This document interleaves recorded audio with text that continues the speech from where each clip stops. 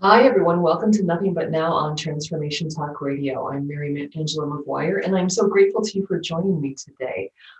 So, the show's purpose is to be a space where you can bring your attention and awareness to the present moment. And I know for some of you, because you've let me know, that means you're cooking and listening, you're driving and listening, you're walking and listening. But I think in a world that expects us to do 5 or 6 things at once, I think listening plus one other thing is a pretty good deal. If you can just listen, all the better, because I'm hopeful that you can take this time to relax into this moment and allow yourself to find places in your experience that resonate with my topics, and so that you can have a deeper understanding of yourself as you become a student of your own mind, your own heart, your own body. The mindfulness practice is really all about knowing where our mind goes, noticing when our heart kind of constricts or closes in a difficult moment, recognizing all of the other kind of bodily sensations that go with that kind of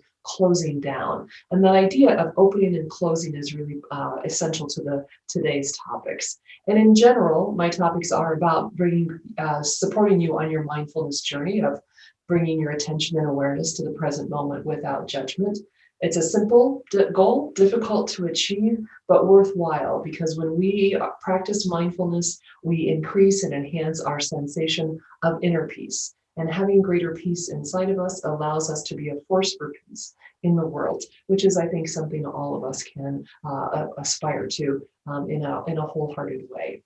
So, as if you were listening last week, you know that it's birthday week. My birthday was on Sunday, but it's really birthday week at our house because my partner's birthday was yesterday. And I always need to point out, as she always does, birthday on St. Patrick's Day, not a drop of Irish blood in her. But as she and her mother discussed on the phone last night, she has in fact worn green every birthday for her entire life, because, or at least that she's aware of, and certainly to school, because that's, I don't know, her parents just thought that was cute.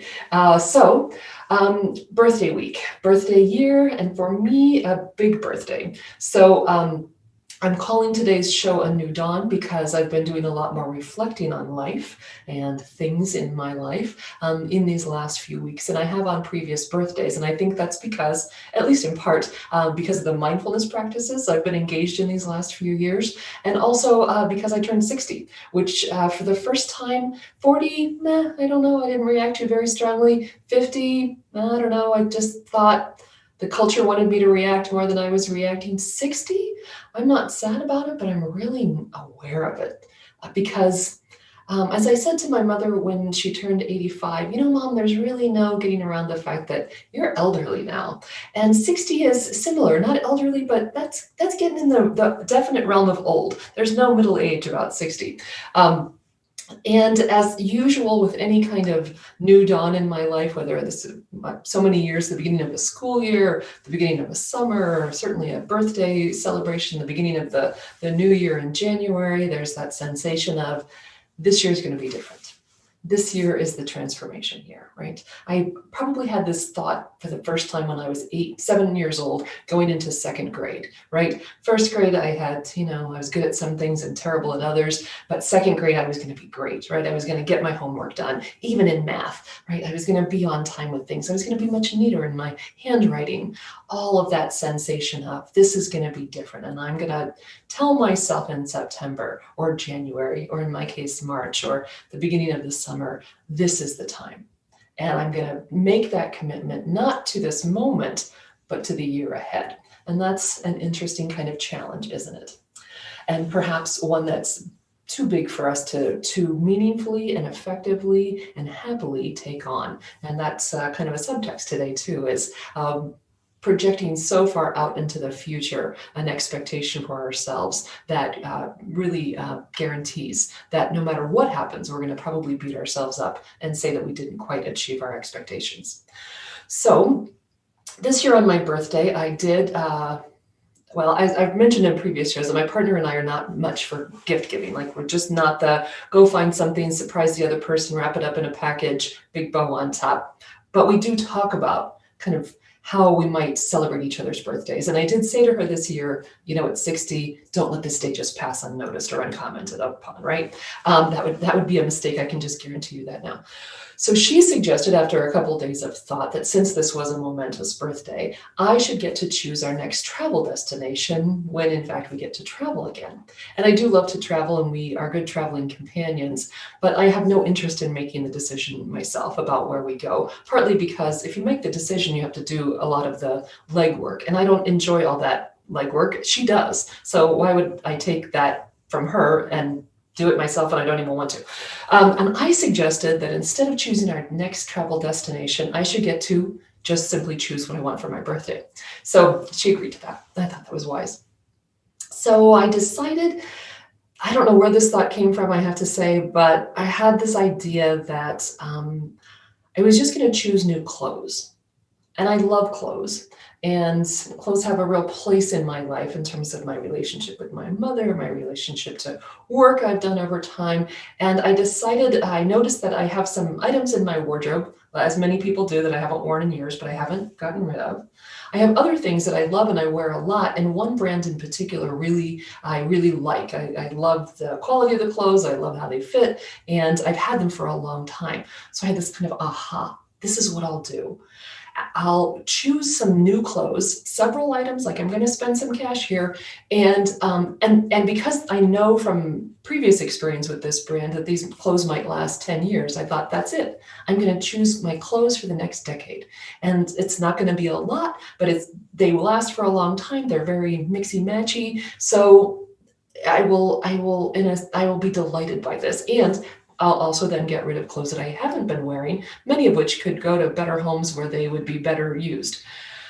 So I began my process of shopping in clothes stores. And I want to say, the idea of buying these clothes for the next 10 years and then not really shopping anymore didn't bother me. And I used to really enjoy clothes shopping, particularly with my mom at certain times. It could be fraught when she was worried about money, when she was worried about her weight, both issues I've dealt with in my life, that can take some of the fun out of shopping, but it can also be really a joyful experience. And so I have a lot of positive associations as well. But a few years ago, my partner and I decided to take a year off of buying new things. We'd read an article about somebody who did this, and it was very appealing to us. And it's interesting. We still buy stuff occasionally, but I've never enjoyed shopping since. I mean, I don't hate it, but the love, the thrill of the hunt, all that is just gone. I don't like going from store to store or trying on clothes, spending a whole day at it. It has completely lost its appeal. So that was part of this idea of, hey, I could buy my clothes for the next 10 years and not miss the process of shopping. So I've been to a couple stores, I've ordered a few things online, and I really thought that by now, having been at this for a few weeks, I would have bought maybe 8 or 10 items, right? Because I was going to go big on this. And for me, that would be very big. That has not occurred. I bought a shirt. I bought a sweatery kind of thing. There's a pair of pants I still have, but I'm still thinking I'm going to take them back. I don't know. So the last couple of days, I've been trying to think about why the frustration and disappointment that I've been feeling about this experiment that has not really panned out as I thought it might. And it finally, that's right, it dawned on me that that what I was really doing was an exercise in control, that I was trying to error-proof one aspect of my life. I was trying to say wardrobe, yep, check that off the to-do list. And I need to also admit that I haven't actually gotten rid of any of the clothes I thought I would get rid of. Right? I've created this kind of bargain with myself, and almost like what is that called? The struggle, I can never think of that. Where I've convinced myself that I have to wait for these new clothes before I can get rid of the old clothes. So I've kind of trapped myself. And in this sense of, am I making choices? Am I trying to control things? What the heck is going on here? And, like many of you, I've read all the books. I know all this mindfulness stuff. Why does this sort of thing still happen? Well, because I'm still human. So my theme today is to consider this new dawn in terms of my capacity to make choices, even though being able to make a choice doesn't guarantee any particular outcome, and mindfulness practices that we can incorporate into our daily life in order to keep us in the realm of the former, of the knowledge, acknowledging our capacity for making choices and discarding the latter, which is that illusion of control. And the theme today is really going to come from Michael Singer, whose work I love so much, who says, you practice opening by not closing. And that's the underlying message here today, is we practice opening by not closing. When I make a choice in this moment, with the knowledge that choosing doesn't guarantee any particular outcome, then I'm opening and not closing. But when I believe that there is only one acceptable outcome, then I've stopped choosing. Particularly, I've stopped choosing how I'm going to direct my energy. And I'm also closing myself off to the unfolding of life. We're going to take 3 deep breaths here, and then we're going to go to a break, but please do the deep breathing with me. This is Lori Cameron's deep breathing. We're going to do the first breath, which is just notice your breath. The second breath, relax any place where you're feeling tension. And the third breath, set your intention for this moment. So breath number 1, just pay attention to your breathing.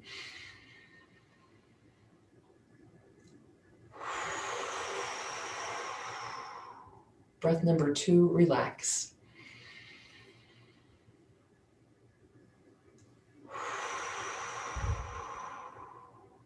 And breath number 3, set your intention.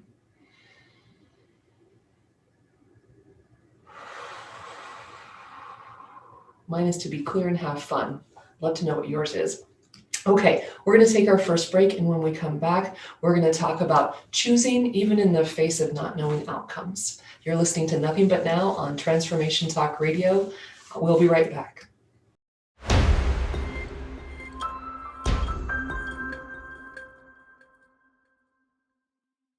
Hi, everyone. Welcome back to Nothing But Now on Transformation Talk Radio. I'm Mariangela Maguire, and today I am in a reflective mode. I suppose that's kind of the nature of the show. I probably always am, but in particular today, because it's my birthday week, and also this time of year, I had a bunch of medical appointments and tests. I thought something was wrong, turned out it wasn't, which is thrilling news. And those kind of tests that kind of confirmed for me that despite some not perfect parts of my health, there are ways in which I'm in incredibly good health. But I'm one of those people who's kind of on the verge of diabetes, right? And I'm like, that's giving me some things to think about, and to my relationship with food in general. And so I'm going to talk about that in a minute, not in a deep way, but just in these are the kind of things I've been thinking about with choice. In these last few weeks, I tried this big experiment of choosing my clothes for the next 10 years, not working that well. So then, food is another kind of control thing, choice thing, etc. And also recently, and this has been part of this reflective mode, is I learned that a beloved person in my life has been diagnosed with mild cognitive impairment. And given his age and his family history, it's clear that this will progress to dementia. And I've been thinking about what that means for his life, for his daily routine, for his sense of independence. And I'm aware of my own good fortune in my health. And I'm suddenly aware that this phrase really matters to me, that I'm still choosing. I'm trying to allow that awareness. I'm still choosing to inform each moment and to share that awareness with my clients. I'm still choosing, and one of the things I'm still choosing is to be open or to be closed. So one of the essential mindfulness practices we often talk about on the show, and one that we can bring to bear on each moment, is recognizing the stories we bring to the facts of our life. And it's that story that often then shapes our response, that puts us in a very reactive mode towards other people, and that can be really an example of closing down in a particular moment. And I was fortunate because, I do this show and it's always good to have material. So when this happened to me this morning, oh gosh, sorry, I just moved my desk unintentionally. I'm just going to move it back up. There we go. That's better. And then shut it off. Okay. So morning walk is part of my morning routine. And I love my morning routine. I love the time I get up and the meditation practice and the coffee and the reading and the walk and breakfast with my partner and helping her get out the door, etc. So I got through the first couple parts of that, and she came out to drink her first cup of coffee and said, hey, I'm not going to go for a walk today. I don't have as much time as I normally do. I'm going to use the exercise machine we have, and that's it. I'm not going for the walk today. And I was sitting across the room from her, and she does know me well. And so she knew I wasn't going to probably be delighted by that information. And, I wasn't. I could feel myself, right? I can feel that constriction. I can feel the closing. I don't want her to not go for a walk. And she said, if you want, you could drive with me to work and then walk home, because it's not a huge walk, but it's a good walk. And I said to both comments, I'm not going to walk today, and do you want to, here's an alternative, is I'm going to have to think about that. And I'm pretty happy with that response, because it was the truth. I wasn't sure what I wanted to say in response to this. I wasn't sure what I wanted to do, and I did want to think about it. And I was pretty good in the sense that I didn't choose that moment to really be sarcastic about it or to exhibit a lot of frustration or irritation with it. I was really pretty centered, and I just really meant it when I said, I need to think about that. So she went off to her part of the day and the morning, and I did my stuff, making the bed, which always helps, staying present in the moment while I do that, making breakfast, putting dishes away, just kind of normal things that I can do with my full attention on the thing itself, and notice where my mind goes. And the helpful thing about that this morning is one of the places my mind went was the recognition that when she doesn't walk, I often don't walk either. And that's not something for me to be angry with her about.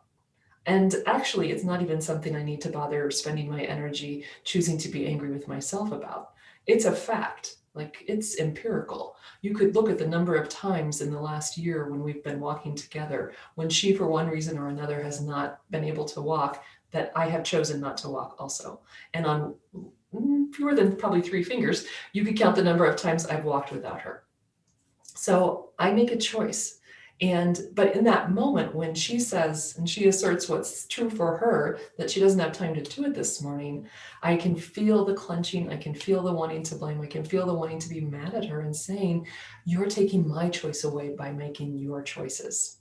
Whoa! So I was glad I had a little time to just notice the tension, notice the closing down, notice kind of what Michael Singer talks about of putting on some armor to protect myself from a little bit hard to say what I was protecting myself from, but maybe a kind of self-criticism about I'm not very good at exercising on my own, and to just come back to the facts that it's true.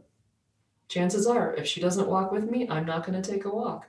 And because I think I was able to get to that clarity without a lot of story, without a lot of judgment that comes with those stories about who's right and who's wrong, and including a kind of self-judgment towards myself, of course, I could say when it was time for her to go to work, hey, I will drive with you and I will walk back. And it's not as big of a walk and all that stuff, right? But I got there and I didn't have to punish her for making a choice that was different from what I would have preferred, and whose impact was really all about my decisions. And I also didn't have to beat myself up about that. So I was pretty excited about that. And I was working with a client the other day where I saw this also really illustrated, this idea of being in a situation where it starts to feel like you are not choosing, where other people are making choices. And in that, we can lose track of the ways in which we still have the capacity to choose, and from Singer's perspective, to choose to stay open rather than to close. So my client loves her job, and there was a new project on the horizon, and her boss asked her to participate in it, but he did not ask her to lead it. He asked someone else to do that. And so her story to me was with her frustration with this, that she felt that by not asking her to lead, he was devaluing her work.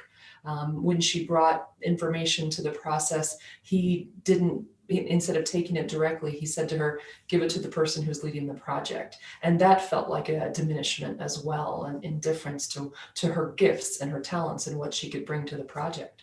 She also, in her telling me about this, mentioned all of the ways in which she felt this person was not doing a very adequate job of leading the project. It was frustrating to her. And so it's good to get all that out. And then it's good to start to notice what's happening. So she definitely noticed, and what we tried to talk about is kind of what are the facts? There's a project, someone, you're asked to participate, you're not asked to lead. You have information to bring. It gets redirected sometimes. This other person leads in a way that's different from the way that you might lead. She makes different decisions than you might make in that same situation were you in charge of it. I said, what's the difference between that and the story, the evaluation, the judgment that you bring about yourself and about the other people and the way that they're judging you, right? You're making assumptions about why your boss isn't, she could talk about this, right? So I'm assuming that my boss devalues me by not making me the lead. I can't see any other way of telling that story. So when we could try to shift away some of the facts from the stories that she was bringing to it, we started to notice some really helpful things. One was that she doesn't actually have a lot of evidence to suggest that her boss doesn't value her. And she has quite a bit of evidence to suggest that he does. Maybe in other realms, maybe not with this particular project, but the idea that he doesn't appreciate her and value what she brings to the environment is really not true. It's way overbalanced by the positive that she gets back from him and his clarity about her gifts and talents. She noticed that in order to feel justified in being frustrated that she wasn't in charge of the project, she had to devalue the other person's work. It was not enough to simply say she's doing this different than I would do it. Instead, it had to be in the realm of criticism. And that often is how we find ourselves in these kind of difficult situations, that it's not enough to say, hey, we're different, we're going to do this differently, but that you must be doing it wrong because I would do it differently. And because she was kind of caught up in that judging of the other person, we've talked about, what would it mean to let go of that judgment and to simply notice the difference about herself, about her boss, about her colleagues, all of those judgments, and stay in the presence of the facts. And when she can do that, because what she could also notice is what she can bring to the process, what she's already brought to the process, and what she knows about leadership.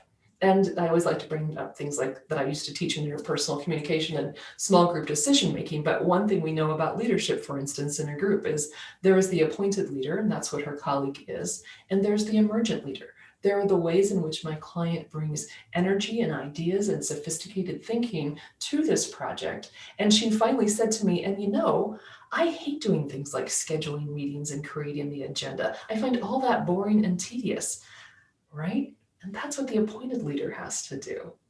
So when she was closing herself down in this situation, she was choosing to bring a particular set of really negative judgments to herself, to her colleagues, to her boss about the situation. When she could let go of some of that judgment and those feelings, allowing herself to feel disappointed, maybe a little frustrated too, but when those feelings could pass through her, she became much more aware of what incredible gifts she's going to be bringing and is already bringing to this process, the ways in which they are being accepted, and the ways in which she is creating kind of a process within the process, right? She thinks the people in charge want to go sort of on the surface. She wants to go deeper, but that's an opportunity. That's possible. she can with her colleagues go deeper, and she can see that because if she can get in that place of witnessing herself, being a witness to herself, her feelings, her responses, and allowing then events to unfold and be more open to herself, to what she can bring, to not judging other people just because they have things she sort of wants, and to allowing the situation to flow, to understand that it will continue to change and evolve.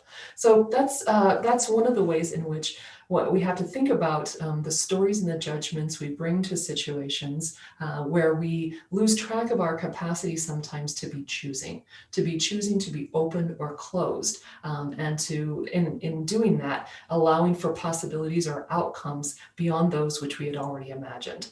So we're going to take our second break, and when we come back, we're going to talk a little bit more about this in the context of karma, and some really interesting comments from Jack Kornfield and Joseph Goldstein about kind of how we think about karma and how it can play out as we try to bring ourselves into the moment-to-moment awareness of our capacity to choose.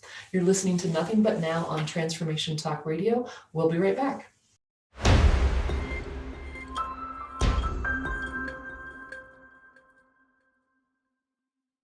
Hi, everyone. Welcome back to Nothing But Now on Transformation Talk Radio. I'm Mariangela Maguire. And I meant to hold this up beforehand. I hope I can get this in the shot, Jacob. So here's my little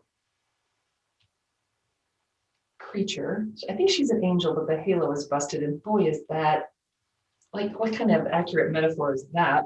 But it's a little angel with a bouquet of flowers, I think daffodils. And it was in my life for my whole life. I think somebody gave it to my mother when I was born. And so this is birthday month, so I keep my little angel on my shelf.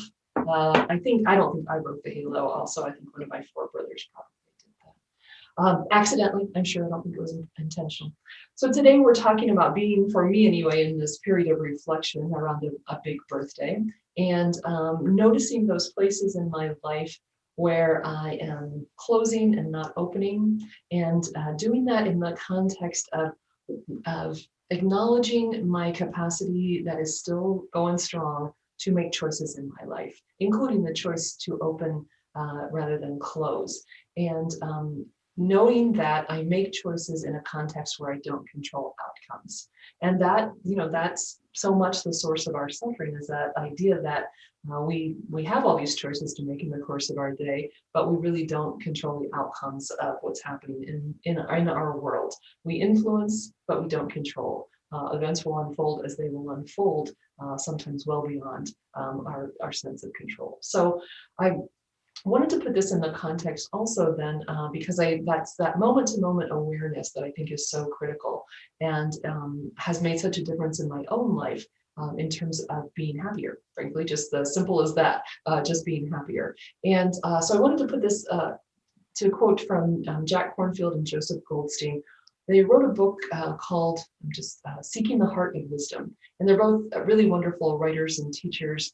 And this is something that they say about karma that I think is really helpful reminder in thinking about kind of moment-to-moment awareness of choosing.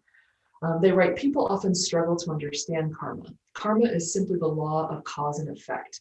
And in our lives, this law of cause and effect depends on our intention. To understand, notice how the motivation or intention preceding an action determines the future karmic result of that action. If an act is motivated by true kindness, it will necessarily bring a positive result.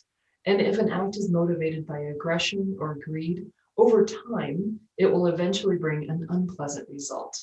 And this is, I think, so important. But because karmic results do not always bear fruit immediately, it is sometimes difficult to observe this process. Long periods of time can pass, right? And we really can lose track of where something started in terms of its intention. And I want to encourage us to think about this not so much as I think something like karma is one of those things we can use as a tool to judge others, right? You're going to get yours because you got really bad karma. And which is not to say that we shouldn't ever disagree with people's actions. Obviously, we should.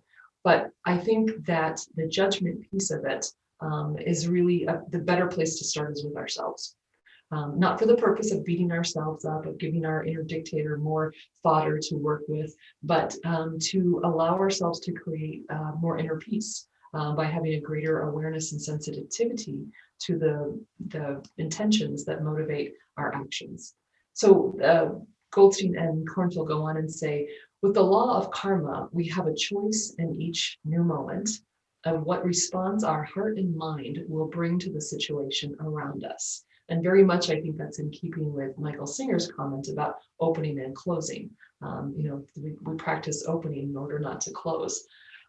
They write, in discovering the power of our inner states to determine outer conditions, we're able to follow a path that can lead to genuine happiness and freedom. But in each new moment, what response our heart and mind will bring to the situation around us.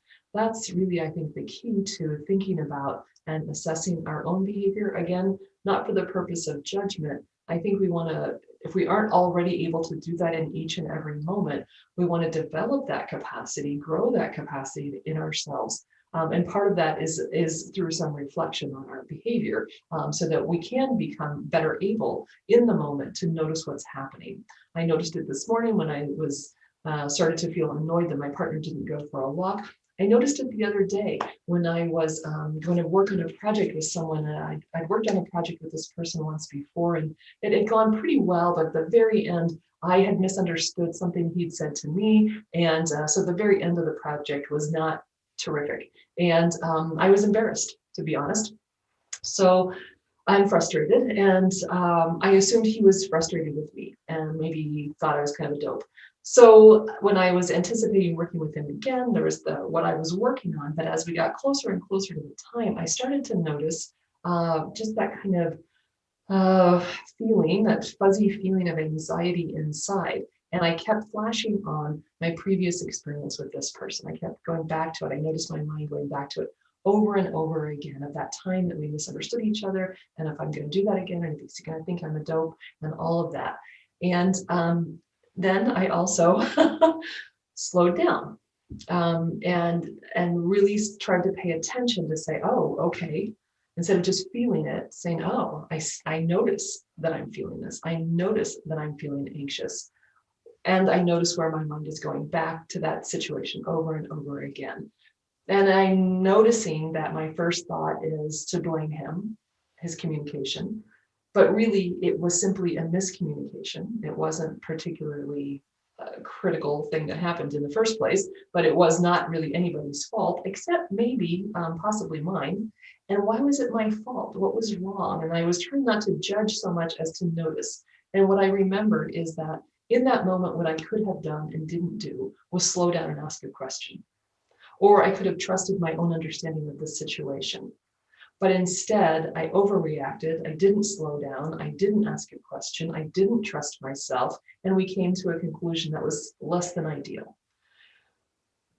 And in noticing all of that, both the physical feeling and reaction to it, noticing where my mind was going, recalling what the more details were of that situation, acknowledging that I had made choices that I could have made differently, not beating myself up for that, it all released. It all honestly dissipated.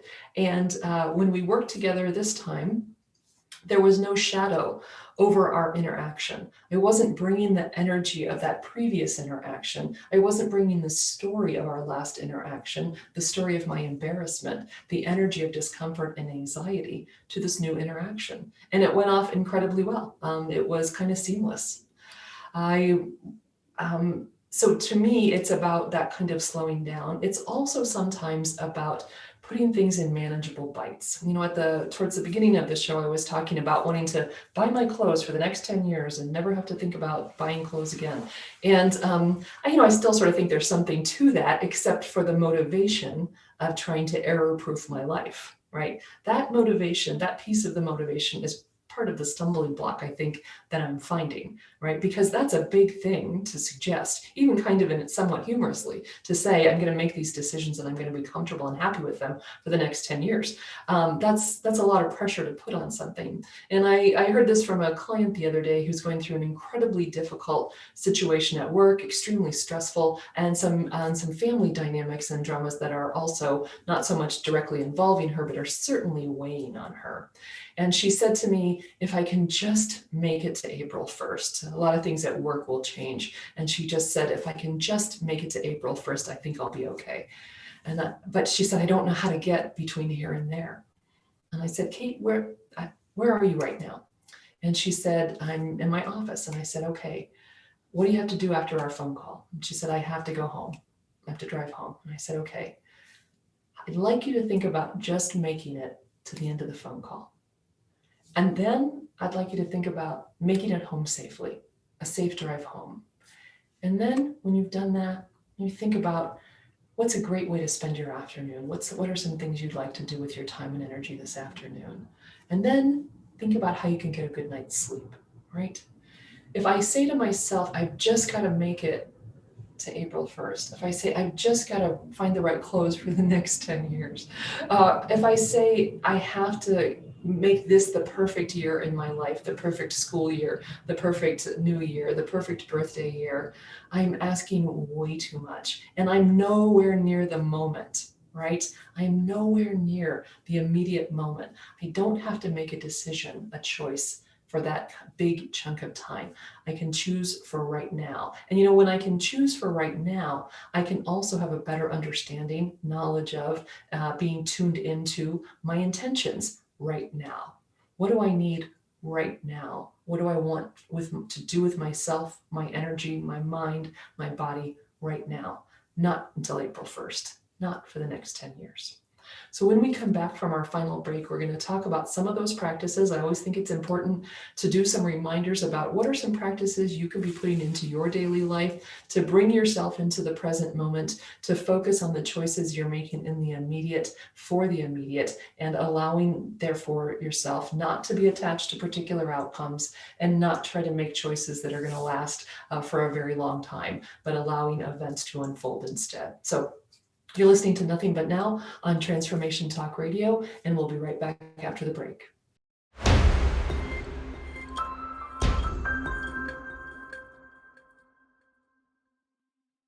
Hi, everyone. Welcome back to Nothing But Now on Transformation Talk Radio. I'm Mariangela Maguire, and we're talking today about that relationship between acknowledging that we, at least in my life, I still am in a place, even at 60 years old, where I'm still choosing. I'm still choosing whether I'm going to be open or closed in my daily interactions with other people. I'm still choosing, even in the knowledge that making choices does not in any way guarantee outcomes in my life of how things are going to go. And I've been talking particularly about Michael Singer's comment that you practice opening by not closing. So that it is the doing of opening that is the not closing. And so I want to read something from Singer because I just love his work so much and I think it's so helpful. And I didn't write it down, so I'm going to just read right from his book. He writes, you will get to a point in your growth where you understand that if you protect yourself, which is closing, you will never be free. It's that simple. Because you're scared, you have locked yourself within your house, pulled down all the shades. Now it's dark and you want to feel the sunlight, but you can't. It's impossible. If you close and protect yourself, you are locking this scared, insecure person within your heart. You will never be free that way. And that's the knowledge that I want to take into every moment of when am I choosing to close down? When have I stopped practicing opening in order to not close? And what are the consequences of that, right? When I'm closed in and that insecure person is in there in the scared, dark place, then all I can do is react. And I react with my stories. And I bring that negative energy, the stories of my fear and anxiety, either with the actual person in front of me or with my own history of fear and anxiety, and I bring that into that moment. And it's bound to create a very damaging energetic dynamic, and it's worth really thinking about that. So on the show, excuse me, I feel like I'm going to sneeze. On the show, we often talk about practices that we can do that help us to stay mindful. But I would say, in the context of singers' work, they're practices that help us stay open. So that's why we do breathing practices, because we want to be calm inside. And being calm is a place where we can notice how we feel in our bodies. We can notice where our mind is going. And this is some of the examples that I've used today have really been all about that. Once I can get into that place where I'm really noticing what's true for me right now in this moment in terms of my body, my mind, my heart, then I can act from a more mindful place. It's when I lose track of all of that and I'm shutting down that I'm in a reactive place. So slowing down and noticing where our mind goes. I think the other practice that I've been encouraging people to think about every time I'm on the show, it seems like, is the practice of metta meditation. And it's the meditation of loving kindness. And it's a meditation where, you can do this as a walking meditation and you're kind of 15 or 30 minutes in a place outside where you settle into your body in a comfortable place and you walk maybe 15 steps in one direction and turn and 15 in the other, in a place where you don't have to think too hard about the walking. And but I think this is also, it really reminds me of kind of my mother and her prayer practice that was throughout the day. And she was raised Catholic, and so she said the rosary. And it's a very similar kind of thing. In other words, I mean that it can be brought to bear in a variety of situations and in a sense at a moment's notice whenever I have a quiet moment. And so the metta meditation is one where we wish for ourselves and others something like, may you know peace, may you be well. And we simply repeat that, may you know peace, may you be well. And it's a meditation where you concentrate on the meditation itself rather than the kind of noticing where your mind goes. And in a metta meditation, you start with the self, right? You start with wishing compassion and peace and wellness for yourself.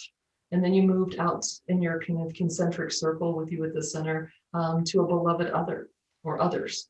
And you move beyond that maybe to others with whom you don't have a strong emotional connection, like the neighbors or the people you work with or the people you interact with on a daily basis in stores, etc.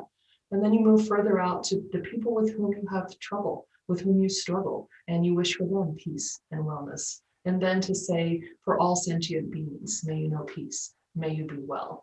And it's a practice that, like breathing practices, is calming. It brings us into the moment because it's a very concentration-oriented practice. And it helps us kind of feel where we are in our bodies and minds. And then in terms of noticing stories and where we go in our minds with our stories, excuse me, one of the things I often suggest to clients or ask them as we're talking about situations that they face in their life is, first, what's the story you're telling yourself? What do you notice about what's happening in your mind, what you're telling yourself about what's going on in this difficult situation? And then we work with Byron Katie's ideas, right? And Byron Katie wrote a wonderful book called Loving What Is. And it's the idea of asking yourself, who would I be without that thought? So if I think about my client who was asked by her boss to work on a project but was not asked to lead it, the story she brought to that situation was that he did not value her work and her insights. And so what you would ask in that kind of Byron Katie sense is, okay, so everything is the same. You've been asked to work on a project, but somebody else has been asked to lead it. How would you proceed in the world? What would your reactions to him be like? How would you be thinking about things if for whatever reason you simply couldn't have the thought, my boss doesn't value my work? If for whatever reason that simple thought was simply not available to you, what would happen? And what people typically would talk about, and I think my client would have said in this particular situation is, well, I would have just kept participating in the process. I would have just kept giving them information and offering my insights, right? But I wouldn't have done it from that place of closed, right? I wouldn't have done it with my armor on. I wouldn't have done it feeling the need to criticize both my boss and my colleague who was asked to lead the project, right? When we free ourselves from those stories, we can find incredible capacity to be open and to be engaged and to find ways in which we can participate in whatever the thing is that we want to participate in that is a choice, or we're choosing to be open and to participate. and that doesn't require a particular outcome. For my client, the outcome she was really set on was being in charge of this process. And when that didn't happen, she really struggled to find peace with it. She continued to participate, but with so much frustration and anger that emotional content, that negative energy really got in her way. It really shaped her interaction with those people. And that wasn't doing the thing that she wanted to do with the project, right? The project was much more important to her in some ways, but not being able to let go of those feelings was really the problem. So there's a lot going on in the world that's difficult. It's the anniversary of Breonna Taylor's murder and Ahmaud Arbery's murder, and more people of color, women in particular, murdered this week by what I would call white rage. And I want to choose to be aware of that. I want to choose to do what I can to be a positive, peaceful influence in the world. I want to choose to encourage people to disarm themselves, both literally and figuratively, to disarm their inner lives so that they don't react to the rest of the world with so much fear and anger. And I can do that in the smallest ways, my relationships, and I can do that in the kind of peace I want to put out there in the world. And I hope you'll feel the same way. So if you are struggling with fearful and negative thinking and you'd like to work with a life coach, call me. Well, actually email me or check out my website, which is maguirelifecoach.com. And you can also contact me at mariangelamaguire@gmail.com. And we'll talk about what you want to get out of coaching. And I'll talk to you about how I practice and what we might be able to achieve as we try to be both a force for peace in our individual lives and our private lives, as well as a force for peace in the larger world. So until next week, I hope that you will be curious about your mind. Allow yourself to notice where your mind and body go. And more than that, I hope that you will be kind to yourself in the service of being able to also be kind to others. So thanks for listening to Nothing But Now on Transformation Talk Radio, and I hope you'll join me next week.